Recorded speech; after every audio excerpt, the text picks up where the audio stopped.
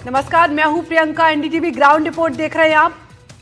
राजस्थान के दौसा और सवाई माधोपुर, दो जिलों की लगभग 19,000 हेक्टेयर कृषि भूमि को जीवन देने वाला मोरेल बांध अब अपनी पहचान खो चुका है। एशिया के सबसे कच्चे बांधों में गिने जाने वाले लालसोट के इस विशाल कच्चे बांध पर किसान की सिंचाई व्यवस्था टिकी हुई है, लेकिन पिछले 5 वर्षों में हालात बदल गए हैं। जिस बांध का पानी अमृत था, वो अब प्रदूषित होकर जहर बन चुका है। बांध का पानी अब इतना प्रदूषित हो चुका है कि किसान इसे खेतों में देने से भी घबरा रहे हैं। फैक्ट्री से आ रहे दूषित पदार्थों ने पानी को सिंचाई के लायक छोड़ा ही नहीं। ऐसे में किसानों के लिए अब परेशानी बढ़ गई है। हमारे संवाददाता ने बांध के पास पहुंचकर हालातों का जायजा लिया है। ये रिपोर्ट देखिए।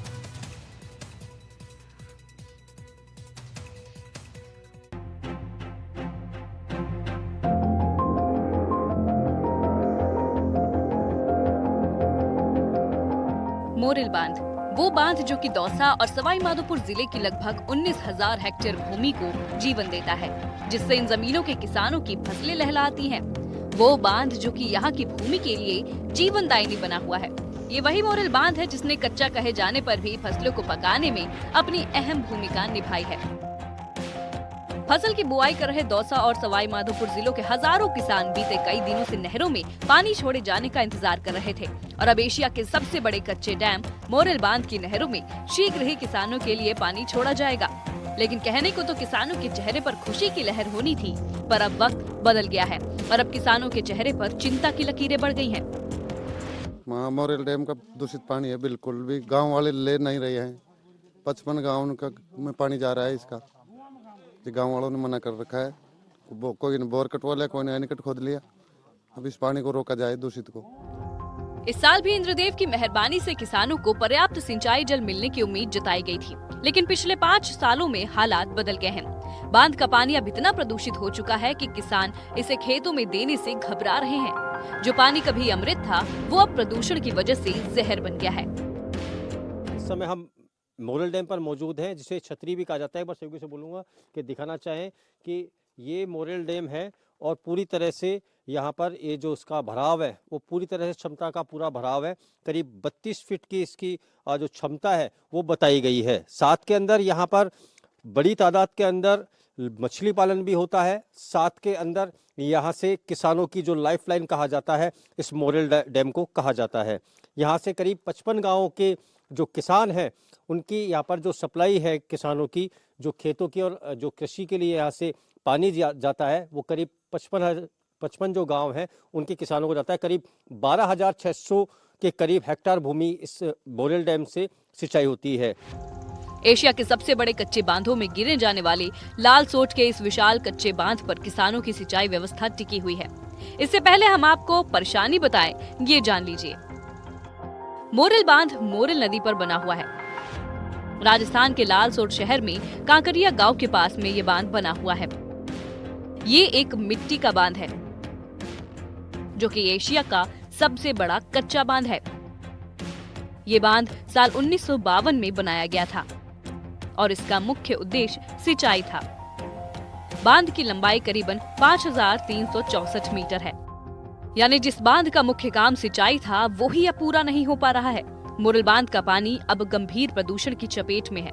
किसानों का कहना है कि अगर ये पानी खेतों में पहुंच जाए तो मिट्टी अनउपजाऊ होने लग जाती है, फसलों से तेज बदबू आने लगती है, पैदावार और गुणवत्ता दोनों ही प्रभावित होती हैं। स्थिति ये है कि किसान पिछले 5 वर्षों से नहर का पानी लेने से मना कर रहे हैं। मछली पालन का बहुत बड़ा डैम है और इससे किसानों को पेयजल की व्यवस्था होती है। नहरें चलती है यहाँ से 2, तो करीबन 50-55 गांव है, उनमें सप्लाई होती है पानी की। दूषित पानी भी आता है इसमें, तो उससे भी फर्क पड़ता है। जानवर नहीं बैठते हैं उस पर। जानवर नहीं बैठते ना। क्या कहेंगे कि लंबे अरसे से किसानों ने भी पानी से इनकार कर दिया है?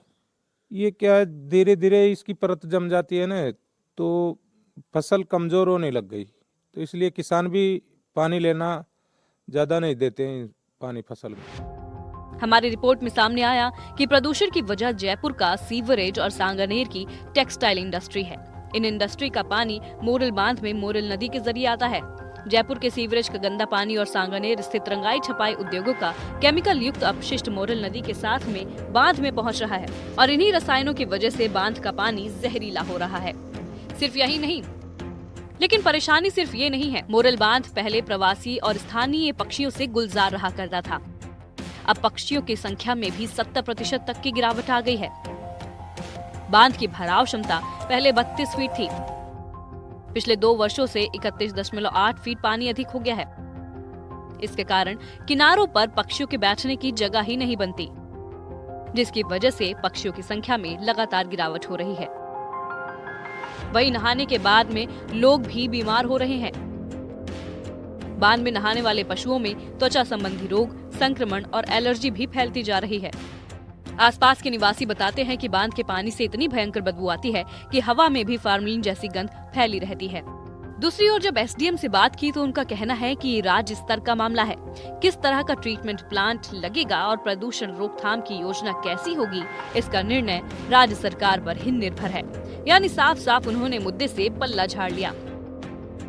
इसमें ये लगातार 2 साल से बारिश अच्छी होने के कारण मोरेल बांध अपनी पूर्ण क्षमता के साथ भरा हुआ है।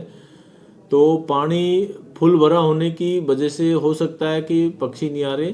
बाकी गंदे पानी का है तो ये तो एक तरह से राज्य सरकार स्तर का मामला है। भाई उसमें क्या इसमें किया जाना है, ट्रीटमेंट प्लान लगना है, क्या लगना है, वो राज्य सरकार स्तर का विषय है। उसमें राज्य सरकार स्तर से ही जो भी कार्रवाई की जानी है की जाएगी।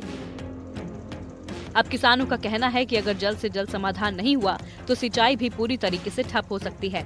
हजारों किसानों की आजीविका भी प्रभावित होगी। ग्रामीण अर्थव्यवस्था भी गहरे संकट में जा सकती है। देखने वाले दर्शक हैं उनको ये दिखाना चाहेंगे कि एशिया का सबसे बड़ा कच्चा बांध है वो इस मोरेल डैम को कहा जाता है। साथ के अंदर इसको जो इस जगह है, जिस जगह हम पहुंचे हैं, इसे जो छतरी है, छतरी मोरी इसको कहा जाता है। यहाँ से देख सकते हैं कि पूरे एशिया का सबसे बड़ा जो कच्चा बांध है उसका यहाँ बिल्कुल यहाँ बारीकी से यहाँ पर किसान हैं, साथ के अंदर मछली पालन से जुड़े व्यवसायी हैं और साथ के अंदर कहीं ना कहीं जो सांगानेर से जो दूषित पानी रसायन जो रंगाई छपाई का जो आ रहा है वो देख सकते हैं कि पूरी तरह से गंदा हो चुका है और हरे कलर में तब्दील हो गया है। किसानों का कहना है पिछले लंबे वक्त से करीब 5 साल से इस जो पानी है उसको लेने से इनकार कर दिया है। कहना है कि इससे कहीं ना कहीं जो ज़मीन है वो कहीं ना कहीं ख़राब हो रही है, उपजाऊ ज़मीन को नुकसान पहुंच रहा है, जिस कारण जो किसान है वो इस पानी को लेने से इनकार कर दिया है। किसानों की भी नाराज़गी यहाँ पर साफ देखी जा रही है कि जो दूषित पानी और रंगाई छपाई का जो सांगानेर से जो रजाई और रासायनिक जो उनके जो रंगाई छपाई का जो दूषित पानी है वो मोरेल डैम के अंदर आने से अब किसानों को जो नुकसान है वो होने लगा है, जिस कारण उन्होंने पानी लेने से इनकार कर दिया है। सरकार से यहाँ के जो किसान हैं उनने गुहार लगाई है कि जो सांगानेर से आने वाला दूषित जो पानी है उसको रोका जाए और इस डैम की जो सफाई है वो हो, जिस कारण यहाँ पर जो पानी जो किसानों के लिए जो खेती के लिए आता है उसके अंदर कहीं ना कहीं जो लाभदायक हो सके। हालांकि यहाँ के स्थानीय लोगों का ये कहना है कि 2 साल से पक्षियाँ को बैठने की जगह नहीं होने के कारण पक्षी यहाँ पर दिखाई नहीं दे रहे हैं। अब देखने वाली बात होगी कि सरकार की नींद कब टूटती है और कब इस पानी को, दूषित पानी जो जयपुर से जो सांगानेर का रंगाई छपाई का रजाई का जो चादर है उनकी रंगाई छपाई का जो दूषित रासायनिक पदार्थ मिला जो पानी है उसकी पर रोक कब लगेगी, ये तो आने वाला समय बताएगा। यानी कि वो बांध जो 2 जिलों की कृषि व्यवस्था की रीढ़ था, आज प्रदूषण, केमिकल, कचरे और प्रशासनिक लापरवाही की वजह से गंभीर पर्यावरणीय खतरे का सामना कर रहा है। ऐसे में सरकार को तुरंत इसे फिर से जीवंत करने के लिए योजनाओं पर काम करना होगा। ग्राउंड जीरो से एनडीटीवी के लिए दौसा से संवाददाता देवेंद्र सिंह नरूका की खास रिपोर्ट।